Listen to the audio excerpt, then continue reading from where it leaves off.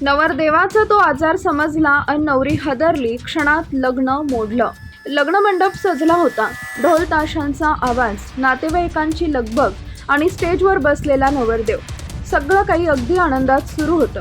नवरीच्या चेहऱ्यावरही हसू होतं. विधींना सुरुवात झाली आणि मंडपात उपस्थित प्रत्येकजण लग्नाचा क्षण पाहण्यासाठी उत्सुक होता.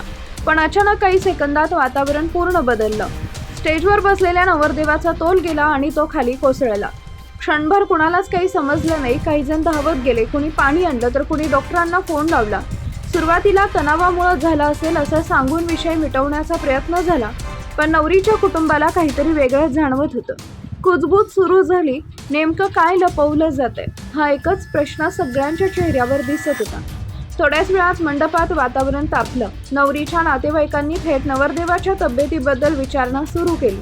सुरुवातीला टाळाटाळ झाली, पण काही मिनिटातच एक असा विषय समोर आला की नवरीच्या पायाखालची जमीनच सरकली. लग्न ठरवताना एक गोष्ट मुद्दाम लपवण्यात आल्याचा आरोप करण्यात आला. त्यानंतर नवरीनं शांतपणे एकच मागणी केली, आधी सत्य समोर येणं. हे ऐकताच मंडपात एकच खळबळ उडाली. दोन्ही कुटुंबांमध्ये जोरदार वाद सुरू झाला.